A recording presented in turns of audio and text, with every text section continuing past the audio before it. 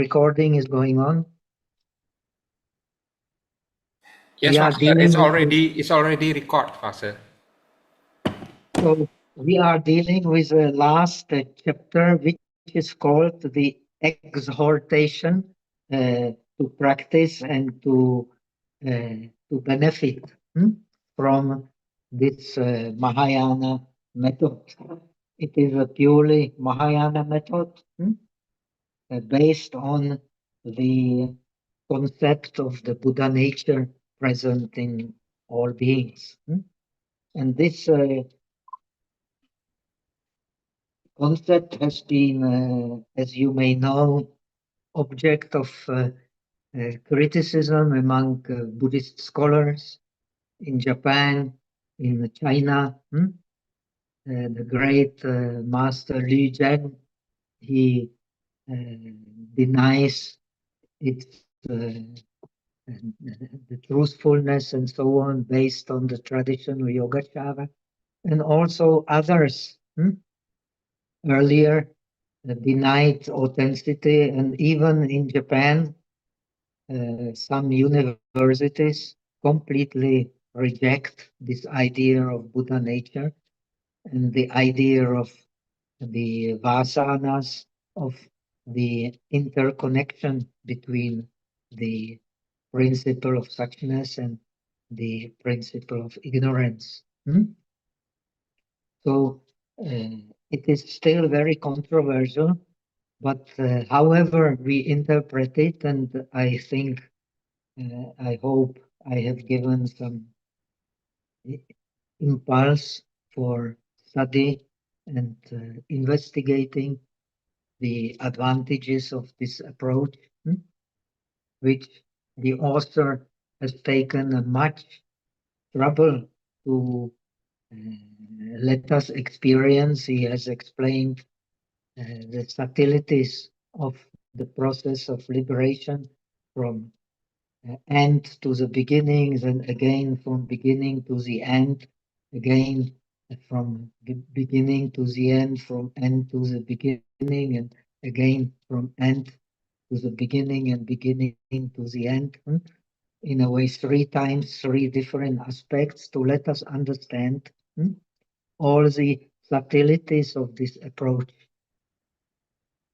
So the most important part of the treatise is what we have been covering the last few lessons, is the interpenetration between the principle of purity, which is suchness, and the principle of ignorance, which develops from subtle to gross, in the terms of the classical Yogacara explanation, in terms of the sublimation of the mind by suchness, by the influence of suchness, and the process of making of the mind becoming more and more gross and more insensitive by developing of ignorance. And they never separated. Of course, they are again later you can study. There are many interpretations. There is a very excellent book which somebody has given me recently by many authors, the Treatise of Awakening of Faith by John Jorgensen, Dan Lusthaus, who made a translation before, and John Mayhem and Mark Strange, the 4 authors, which it is kind of a more extensive version of the Dan Lusthaus translation, which is very good. And Dan Lusthaus is in a way connected to me. He used to teach in the same place where I was also for a time many years ago in Kathmandu, the Bandung Geshe Institute. He used to teach there, and he's a very knowledgeable person and very, as opposed to me, he's using a very scientific language and very high class English, which I am unable to do.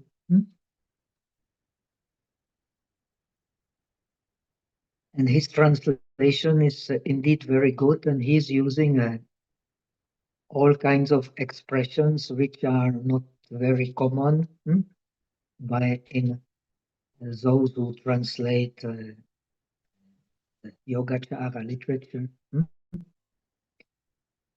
Uh, but it is very, very good translation, highly recommendable. My translation, which I was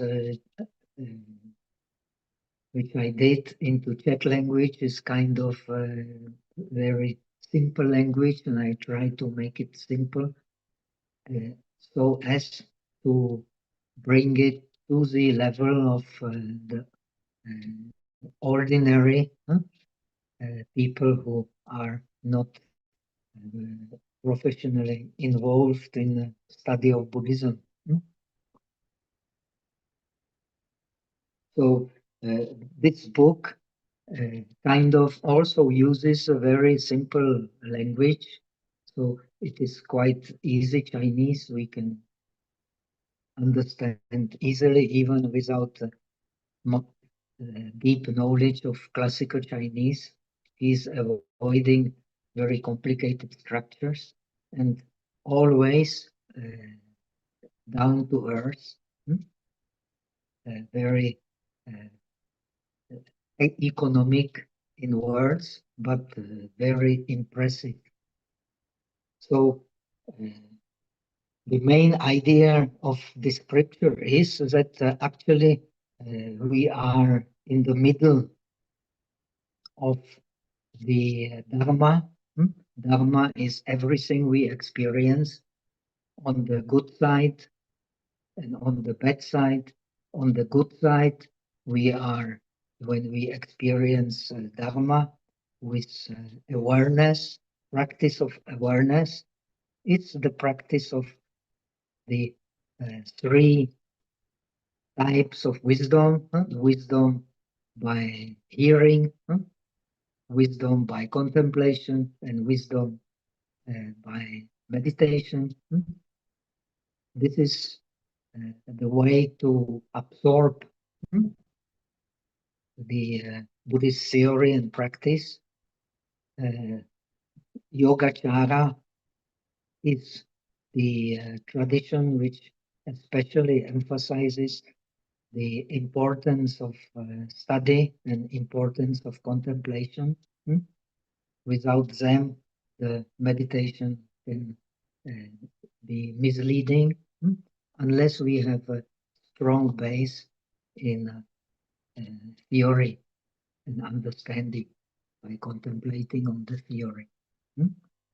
And this is what the book does in a very skillful way. It makes us contemplate on the theory of Tathagata Garbha, on the principle of Buddha nature in us. And this Buddha nature exists even in the states of the ignorance. And the deeper the ignorance, the more hidden is this principle of Buddha nature. And the more hidden the principle of Buddha nature, the more gross, the more insensitive the mind becomes. So that's why we have these three subtle aspects of the mind, then two subtle gross aspects of the mind, and then the four gross aspects of the mind. which appear according to the level of our awareness. And the level of our awareness increases step by step until it becomes complete in the state of Buddhahood. The state of Buddhahood is, in the Yogacara tradition, the full realization of the mind only and of the potentials of the mind in oneself and at the same time in all beings. That is why the Buddha is able to exercise the pure wisdom, which is called also in our scripture the body of wisdom. The true Buddha's body is a body of wisdom, and the unexhaustible, unthinkable karma connected with the purity of wisdom. Now, we have all access to some kind of understanding of these two qualities of the Buddha. And this approach to this understanding is called the Penjue, the original enlightenment. These are very important concepts explained by many masters of Chinese Buddhism.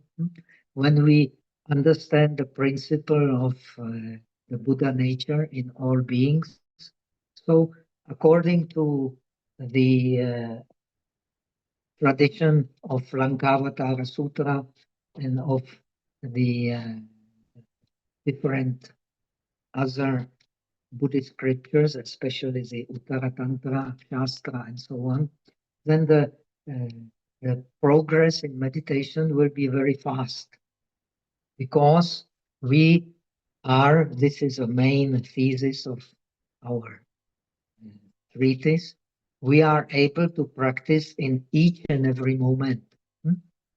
So this is what this scripture leads us to. In each and every moment, we are, so to say, confronted, depends on the level of our awareness. We are confronted with ignorance and with the principle of purity, which is suchness. With the more we approach this principle of purity, the more subtle becomes our mind. But because this principle of purity can never leave us, as we should remember the dependent origination, the Buddha, which is our experience, the dependent origination is based in ignorance, or it's the result of ignorance. So dependent origination exists together with the principle of purity, which is in non-dualistic tradition called suchness. And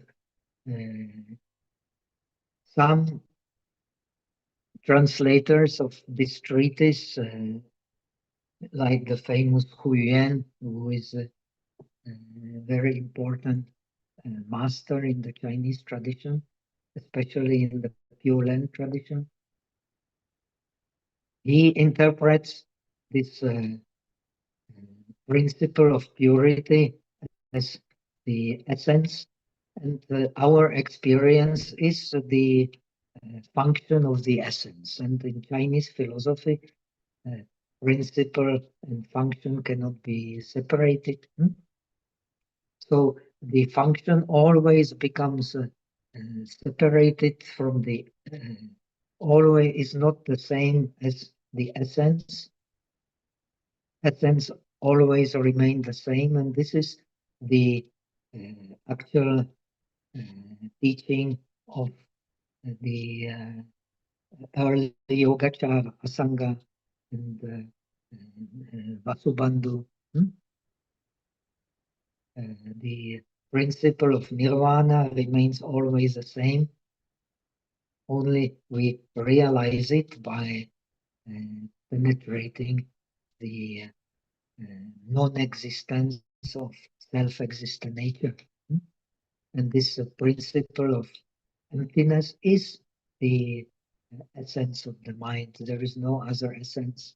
And because the mind is the base of all our experience, so it is also the essence of all the phenomena. So this is one interpretation.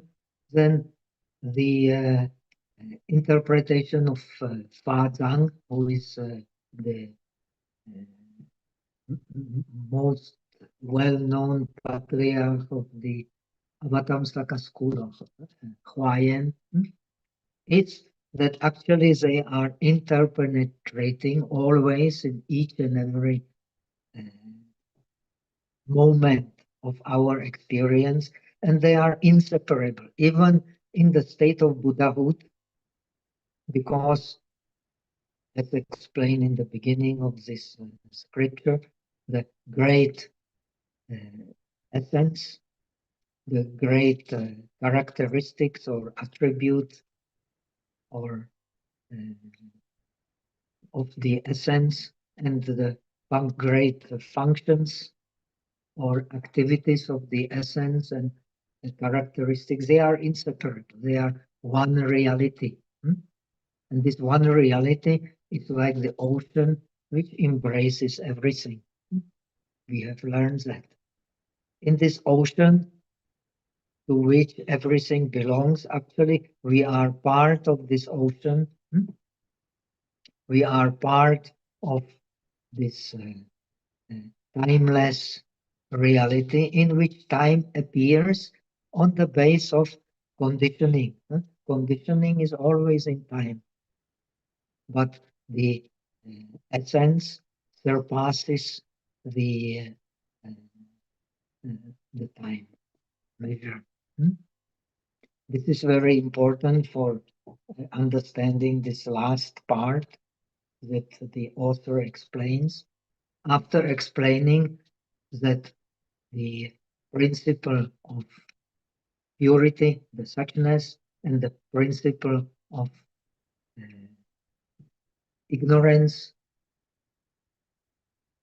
which leads to illusionary mind.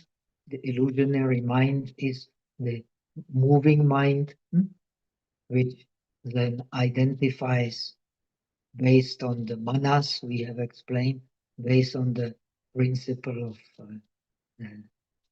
self, which arises through continuity. It identifies with the six senses, especially with the mental consciousness. Through mental consciousness, the five sense consciousnesses are working. If there is no mental consciousness, five consciousnesses have no function. I does not see anything without the mental consciousness. And the mental consciousness already is linked to the continuity on the base of which we then continuity is based, as we have learned, on differentiation. Differentiation is based on our sensations. Due to sensations, we have differentiations. This is Buddhism. First comes karma. Due to karma, we accumulate formations, which is karma. Due to karma, we have differentiating consciousness. Due to differentiating consciousness, which grows in the belly of the mother, we have the six senses. And when the six senses work with the outer objects, we have the sensation. Based on sensation, we have again a differentiation, and then clinging to differentiation. So when we use already six senses, we already have kind of coded in them the individual reaction. based on alaya. We have talked a lot about this concept of alaya. When the mind moves, it necessarily becomes alaya. The alaya is the karmic consciousness connected with the aspect of seeing and the aspect what is seen. When we have aspect of seeing and the aspect what is seen, which are very subtle and still beyond the differentiation in terms of a real object and real subject. They are still contained in one mind. Then, because when there is in this one mind, there is a differentiation between one who sees and what is seen, the pictures, the signs, uh, the objects. Then we have a sensation, and sensation is in the middle of the dependent origination, as Visuddhimagga Path of Purity explains. We have four ways of understanding dependent origination, from beginning to the end, from end to the beginning, and from middle, which is a sensation, to the end, the samsaric process, and from sensation again to the beginning, to penetrating the ignorance, and liberating the mind, so that ignorance is revolutionized. Juan E, we can translate as revolution. It's a revolution of consciousness, differentiated consciousness into wisdom, which is not beyond differentiation, but not caught in differentiation. This is very important to understand, because this is where a bodhisattva aims at, to live in differentiation, but be beyond differentiation. Be beyond differentiation by more and more subtle understanding of ignorance. Understanding the world is understanding the ignorance. And the more subtle this understanding, the more useful that wisdom can be in liberating oneself and liberating others without differentiation, due to the great love and great compassion for all beings. These are the general background to all Mahayana scriptures, all non-dualistic scriptures.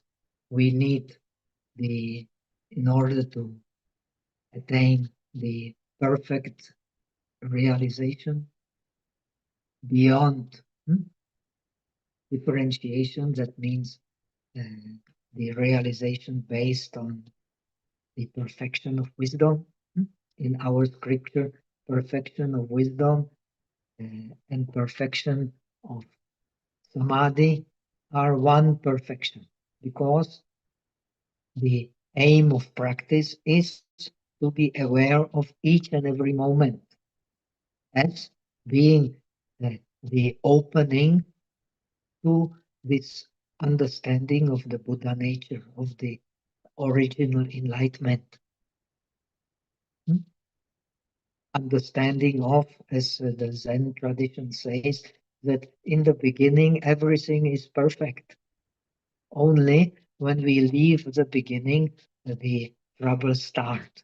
And when we identify with the troubles, the more we identify, the more drastic these troubles become.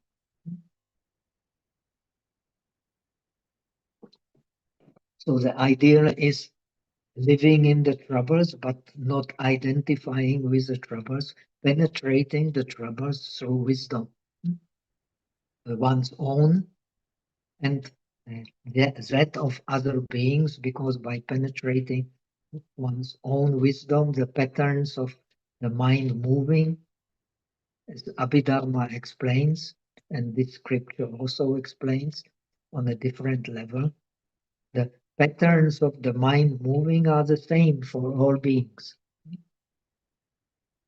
Depends on the level of our awareness. We then understand how these patterns work in ourselves and in others.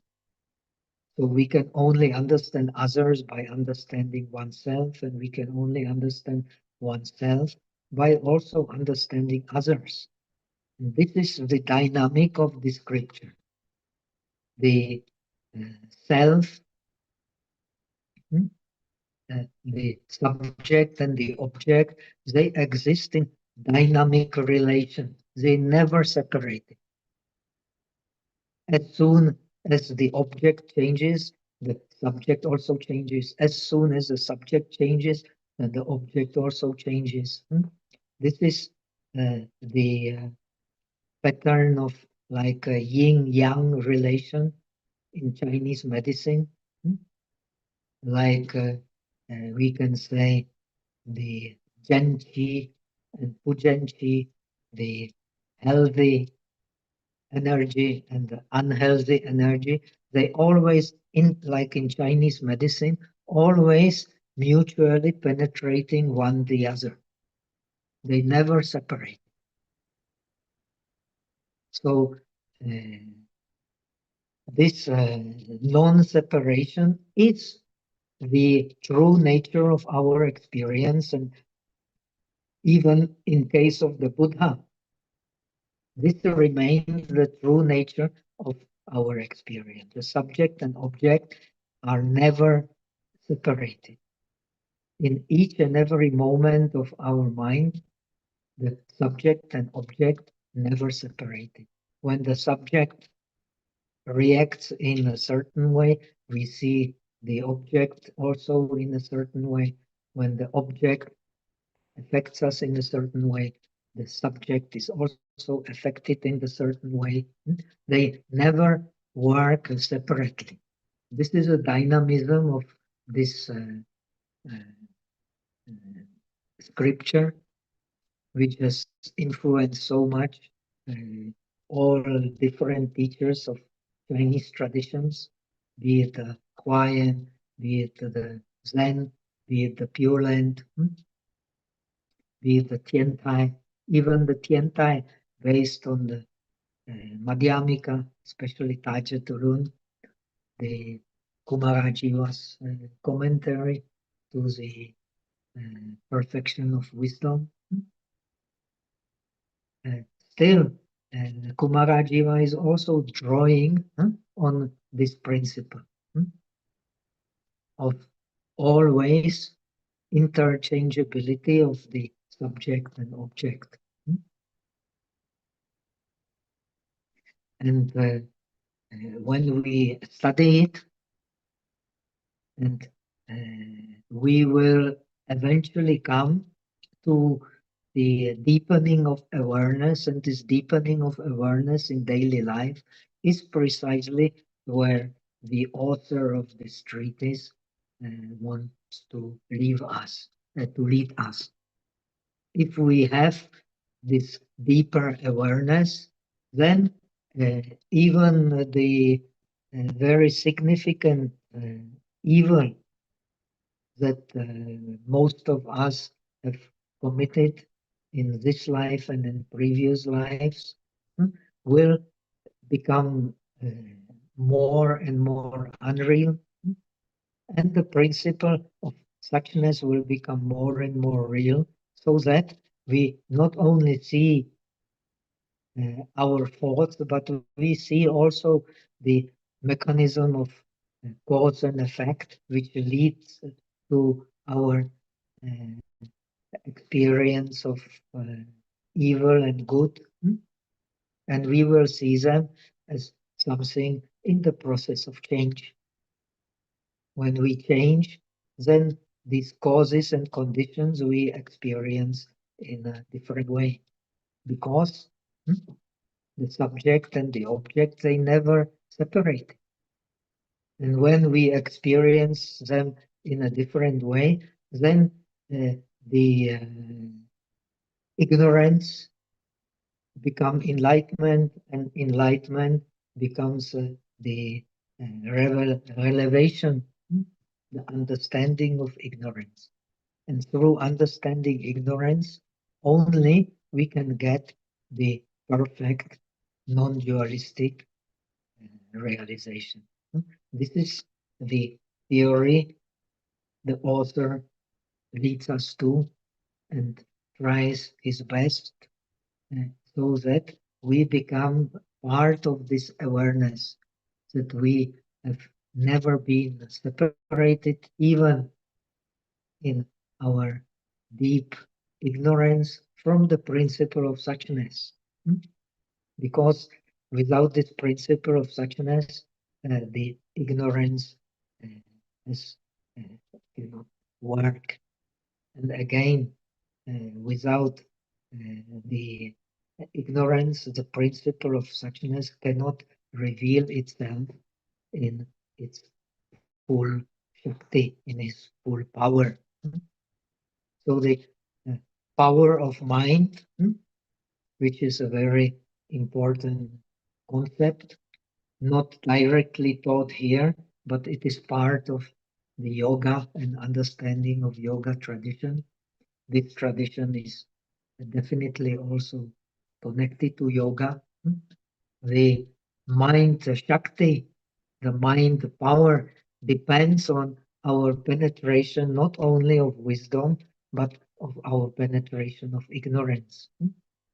So that the ideal realization is that karma and wisdom work like, as the scriptures explain, as two wings of the one bird.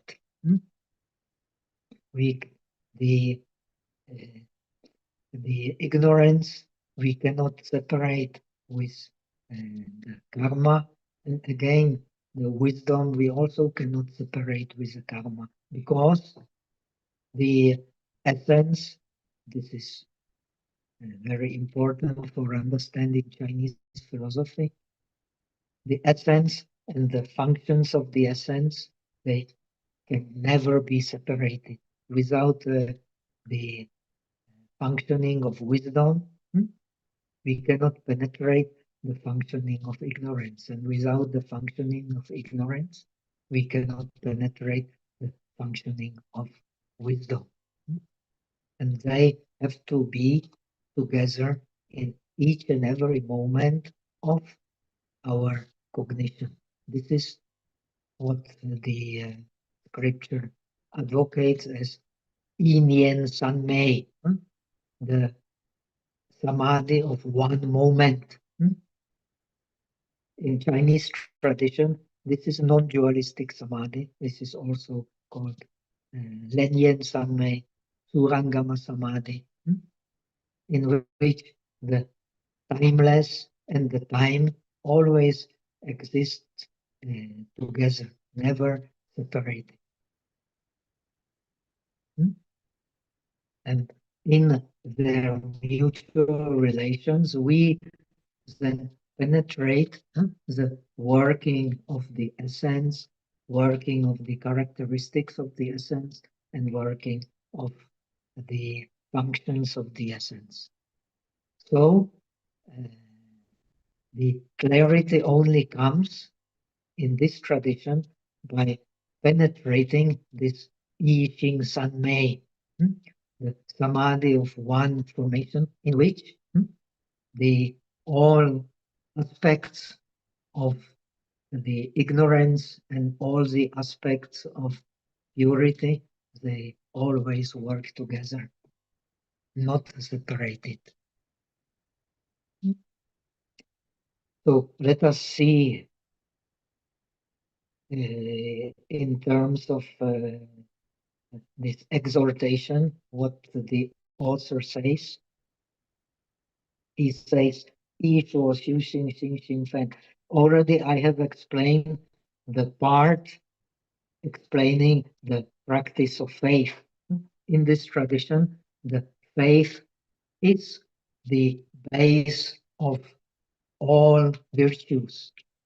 It is even so in the Theravada. In Theravada, it's also said that faith is a base of all virtues. Faith is like the hero, great hero, who enters uh, the river infested with crocodiles and sharks and I don't know what kind of dangerous creatures and leads all the uh, other mental factors through the dangers of uh, pollution by glaciers.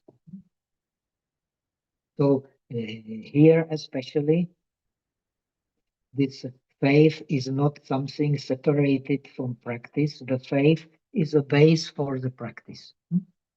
When we attain the faith, we have explained before, then we are sure to attain the supreme enlightenment. Why? Precisely for this purpose, because all the good qualities follow the faith. And the faith here is faith in the non-dualistic nature of the mind, in which we are never separated from the Buddha nature, and the Buddha nature is the essence on which our mind can build everything positive. If there is no such an essence, then this positive can never be realized. So we cannot talk about any realization if this potential for realization is not always present. This is a Mahayana uh, justification of this theory of Buddha nature, which has been criticized by many scholars as a kind of reintroduction of the principle of Atman, of the self, into Buddhism, which is the philosophy and practice of selflessness. But let us not talk philosophy. We should always base ourselves on practice, and in practice, this approach is very, very practical and very effective. And we can avoid a lot of uh, useless thinking, useless prapancha, due to not understanding how our mind works on the principle of emptiness, which is its own principle. It does not come from outside. It is the very principle of its say, existence. So this treatise is called The Awakening of Faith in Mahayana. And when we awaken the faith, then we actually never separate it from Mahayana. Then we stay in bodhicitta. Then we practice according to bodhicitta, and then we do the punya parinama, the transference of merit according to bodhicitta, and we realize the non-dualistic mind, which or direct realization of non-dualistic mind. Once we have it, just like entrance into the stream, it will never leave us. So we can recollect this experience like when we have entrance into the stream anytime we wish. So we can stay in samadhi of suchness. So now I will explain in the following the exhortation or the convincing, or exhortation is a good word in English, and the benefits of the practice of the of the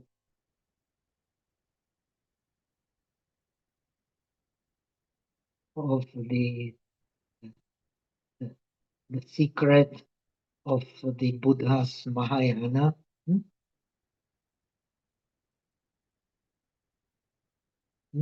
Nizam means the secret store of the Buddha, the Mahayana.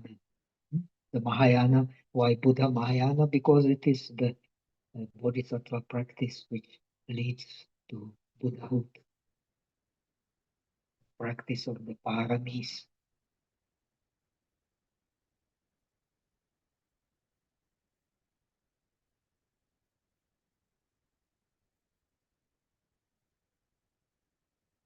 If there are beings who wish to uh, to give rise to the who wish to correct faith in the extremely profound realms of Tathagatas, Shen Qingtie, Rulai, Shen Qingtie, and thus attain the true faith. True faith means a non-dualistic faith, and thus avoid all the unnecessary blaming of the great vehicle, the vehicle of the bodhisattvas and the Buddha.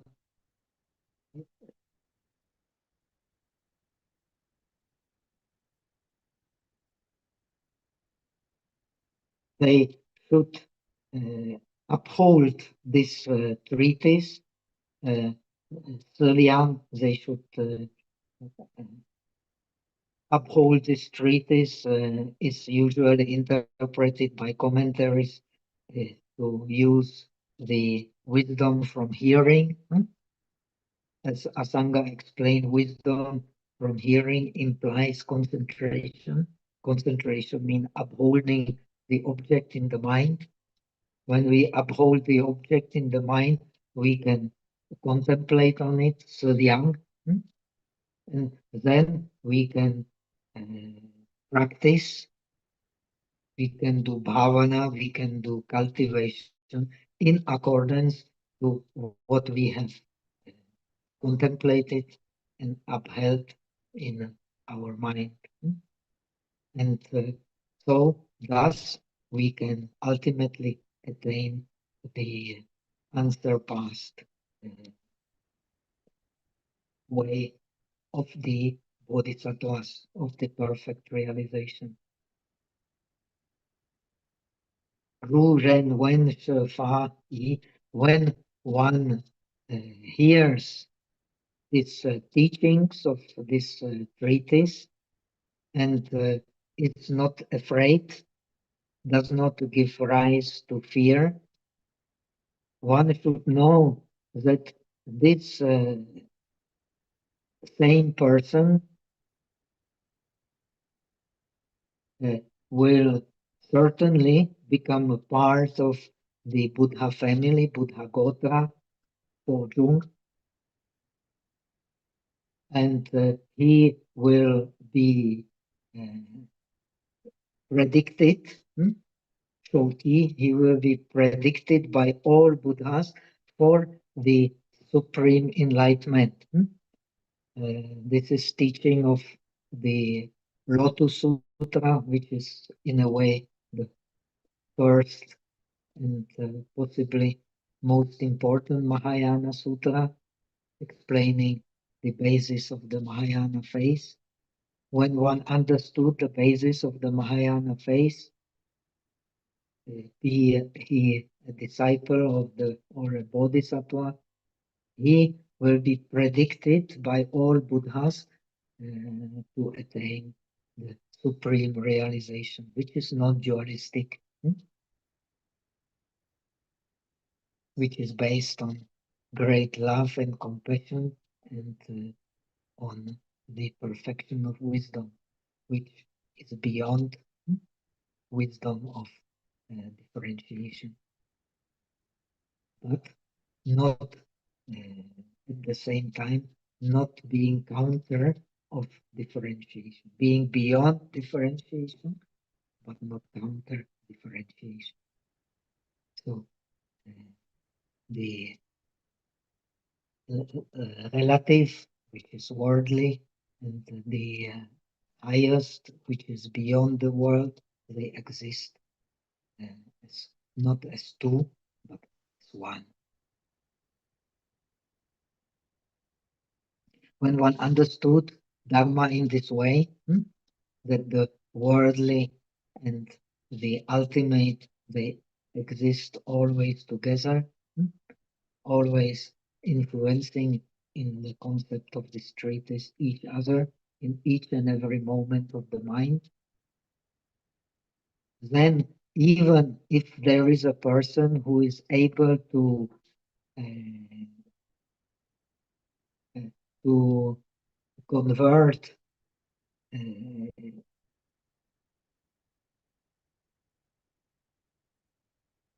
all beings in the one triple universe, one sphere of the Buddha, and uh, influence them so that they practice the 10 good deeds, the 10 kusala karma patha. That means good deeds by based on wisdom, the practice of discipline, concentration, and wisdom. If a person just during the time of one meal, each tun,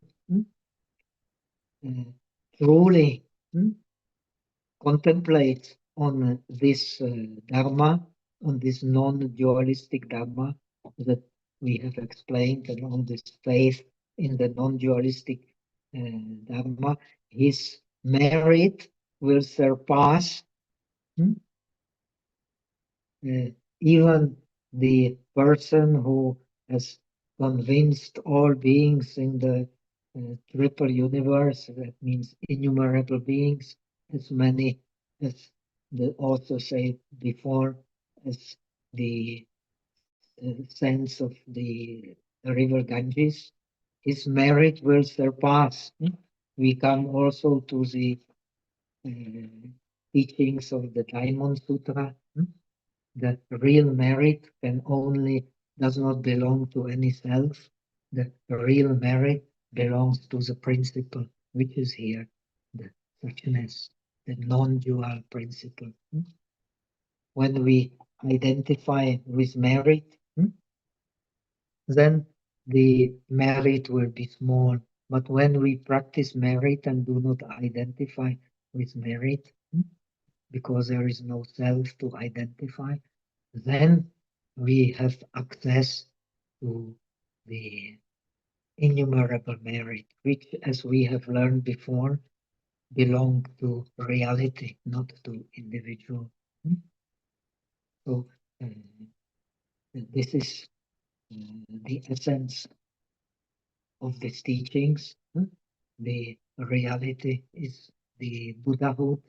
As far as Buddhahood is concerned, all beings and the Buddhas, they are not different. They form one inseparable reality. But they not neither different nor same. And in this concept, neither different nor same, they are always influencing each other. This is the principle of understanding of dependent origination. Independent origination, the cause and effect are neither same nor different. Similarly, the here the true reality and we deluded beings, we are neither same nor different. We always influence each other in each and every moment. And this is the dynamism of this concept, dynamism of this practice. It should not be just concept. It is meant in this book to be actually continuous practice.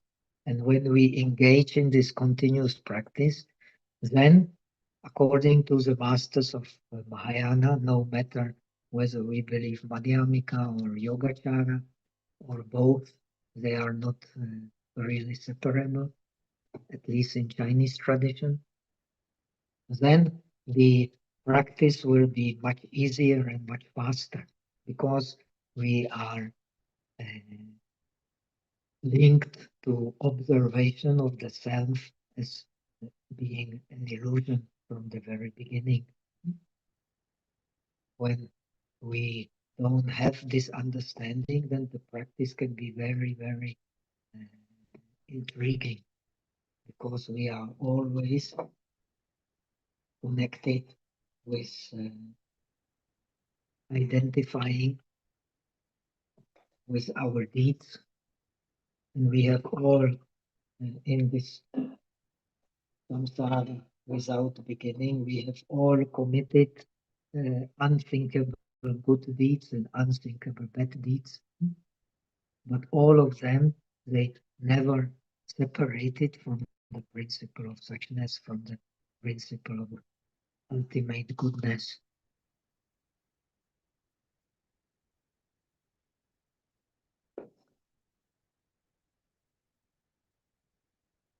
And again, if somebody is able to receive these teachings of this treatise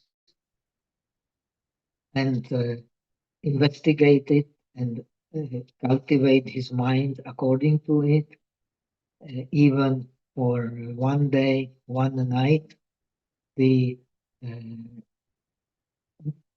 virtues of his practice become immeasurable, uh, become limitless. Why?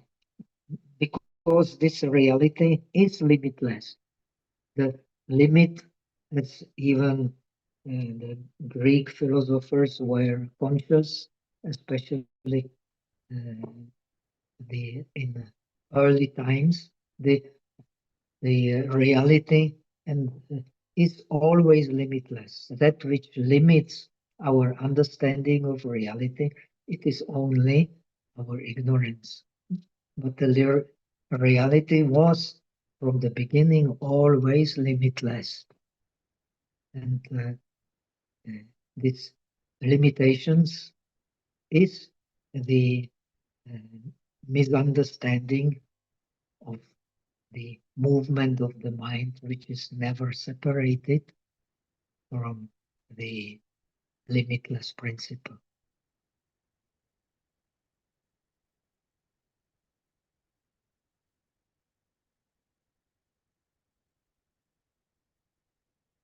So, in this case, if we are connected with this limitless reality, so the virtues also adopt to these limitless realities. They cannot be described.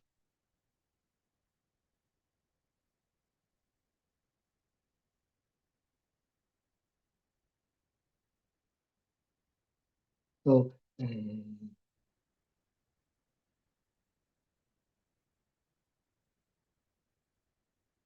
so these limitless horizons of virtues, all the Buddhas have practiced for innumerable kalpas and cannot be exhausted. And therefore, the virtues of the the Dharmakaya, of the Dharmata, of the true reality, they cannot be exhausted. The virtues of Dharmakaya, which is the true body of the Buddhas, cannot be exhausted. And because it cannot be exhausted, so it is the fastest way to exhaust the uh, the veil of ignorance which we all carry with us. So the one who attunes to this unexhaustible merit, which the Buddhas has practiced for unexhaustible kalpas, then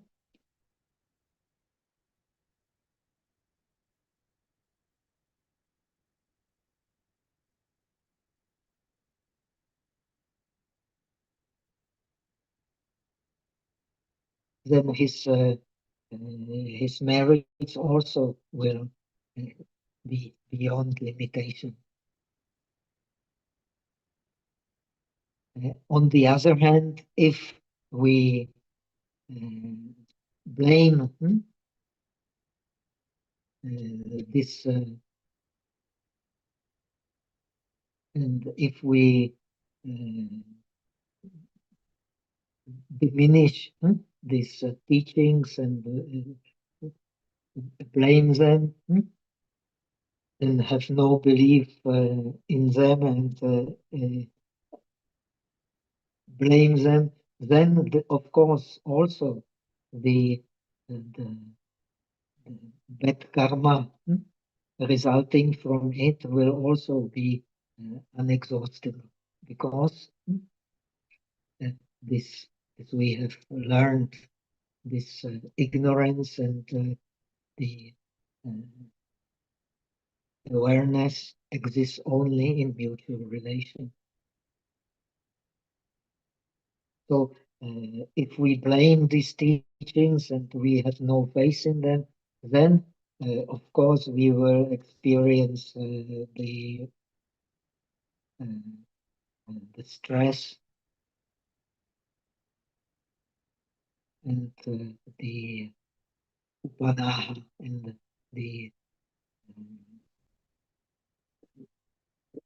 the disturbances of mind. And therefore, the beings, if we want really to help ourselves, we should have faith in these teachings and we should not blame them. We should not destroy them because if we do so, we are only harming ourselves and we also harming others because this teaching is non-dualistic. So blaming this teaching, we are blaming ourselves and blaming others.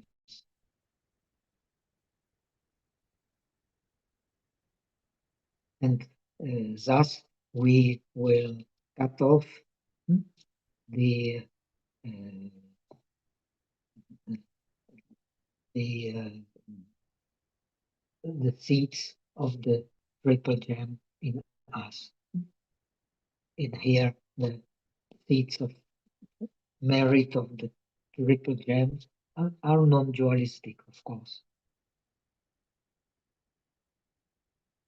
Uh, because all the Tathagatas, they attained the supreme nirvana or attained the nirvana dharma, and because of that, all the bodhisattvas practice accordingly to attain the supreme the Buddha, the wisdom. We should be aware and understand that all the past bodhisattvas, on the base of the teachings of this treatise of this Dharma, they have attained the pure faith. Attaining the pure faith means attaining the direct realization of the non-dual nature of our mind. And now the bodhisattvas also practice according to this meaning of this Dhamma to attain the pure faith. And the future bodhisattvas will also surely practice to attain the pure faith on the base of this teaching. So the beings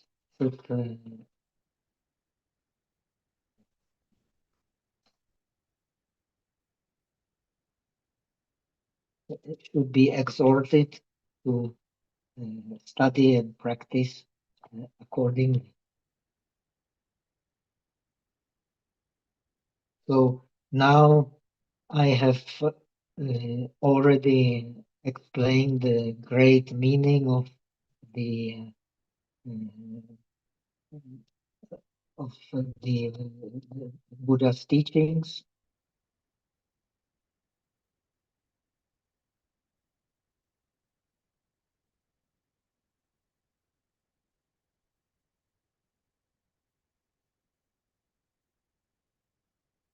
Therefore,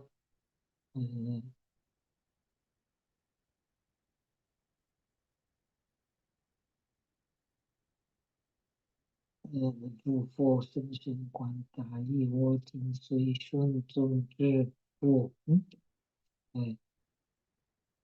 Now,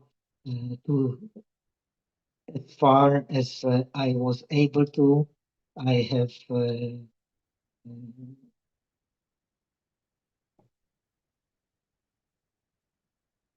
have summarized this teaching so that we can uphold it in our mind.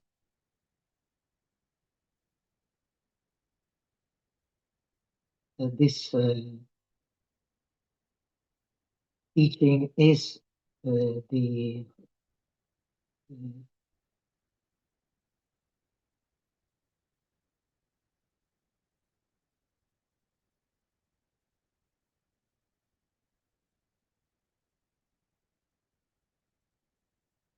this teaching is very profound and vast. So I transfer the merit of this in accordance in accordance to the true nature of the Dharma. I transfer for the benefit of all sentient beings. So this is the translation with my kind of summary. So we have come finally to the end, and let us try our best to step by step be part of this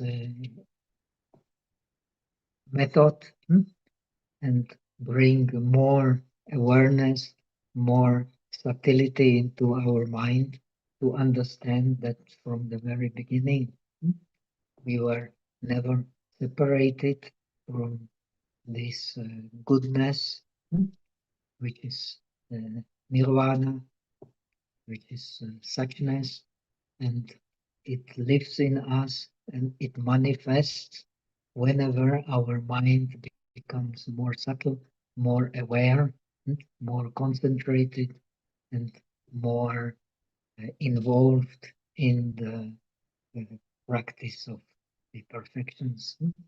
This is what this treatise wants to lead us to. and let us hope it's a message we will be able to follow to the best of our ability, as the author says. So that much for today. We can. This is the last part of the treatise. We will choose slowly some other work to work on, and I can also work on the translation into Czech and into English with the help of some good friends. Either we can choose some work which has not yet been translated into English, which is more challenging. Like I was proposing this Huizi Kwadlun, the practice of Samatha and Vipassana in Mahayana, or we have a which is related to this treatise, or we have another scripture which has been translated into English and which is studied very much in the, especially in Tibetan tradition, the Uttara Tantra Shastra or Pawashing Lun or Pawashing Wusang Yichie Lun,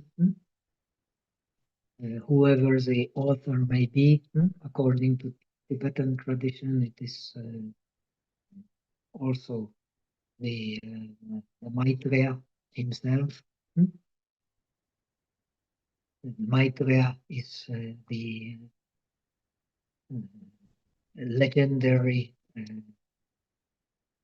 founder of both the tradition of the Buddha nature and the tradition of the Alaya, and the interpretation of the dependent origination based on these principles. Actually, they are complementary to each other, especially as the Lankavatara Sutra, Dhru Lanka Jing explains. They are actually inseparable. There is no alaya without the Buddha nature, without the Tathagata Garbha. There is no Tathagata Garbha without the alaya. And that makes sense. And the Maitreya is the is the the one who first explained these two approaches. So the historical transmission has it. So we can continue devoting more time to this wonderful tradition, which is meant to make the study and practice of Buddha Dhamma easier for us, because through understanding that we never separated from the principle of Buddhahood, we can enter more easily into the process of purification, even if our veils of ignorance, of karma, and of grasping to existence may be very deep, and usually they are, especially when we practice, we will see how deep these roots of the unwholesome are in us. So the faith in the non-dualistic reality and practice of non-dualistic reality make the in this tradition the practice of Buddhism much more easily accessible and real, easy to realize. This is their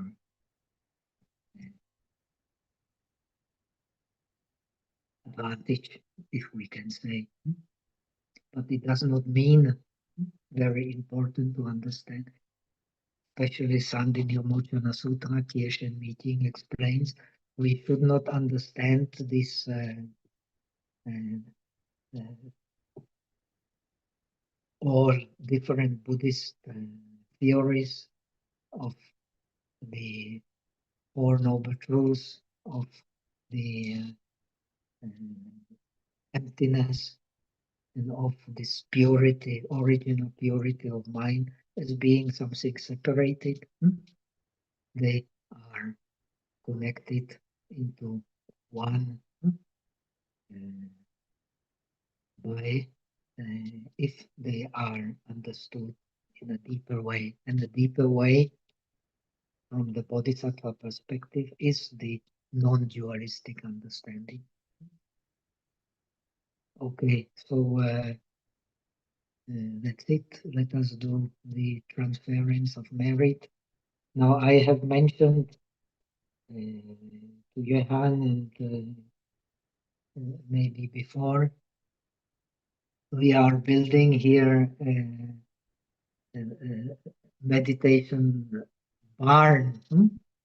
We call it barn because the authorities don't allow officially the big meditation hall, so we call it a meditation barn. And as a meditation barn, it was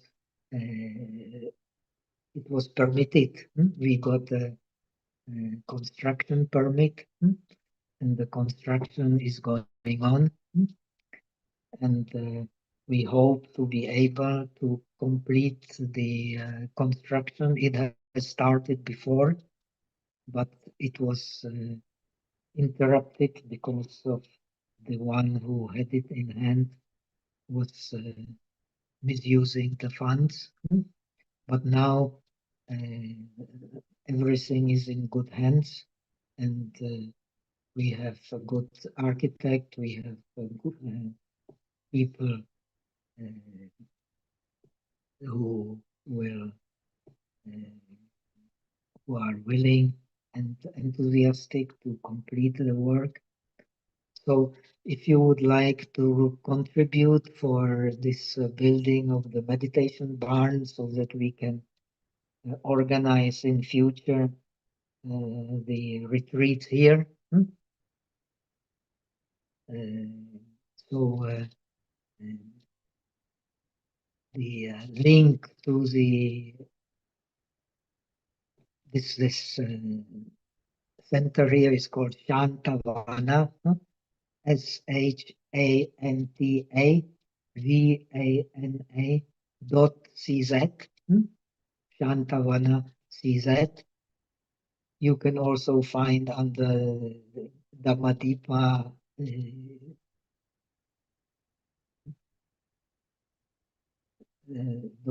.cz, www.dhammadipa.cz. I'm not good in computer. I hardly use it, but it is. You will find all the information there. There are people responsible for creating the website, and if you like to contribute, you're most welcome to do so. And let us hope next year we can start organizing some meditation retreats and teachings here. And I will be also able to invite some qualified teachers from China and India. And so let us hope for the best. And thank you for your contribution. And let us convey or transfer merit for the benefit of all sentient beings. And next month I will be going to India. While when I'm in India, in my place, I will inform the Zen Indonesia. We can still do some short talks. And I will do some teachings for the Indian students, some maybe in Hindi, some in English. So those in English, you can also participate. I will give the link.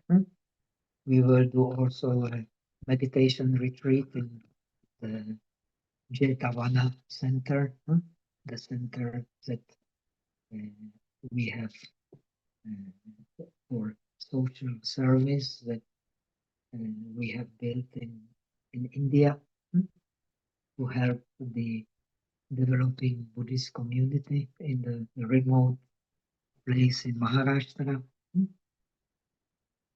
So we will also organize some activities there, and we hope to be able to organize some activities here as soon as possible, hopefully next year in summer, should the conditions be ready.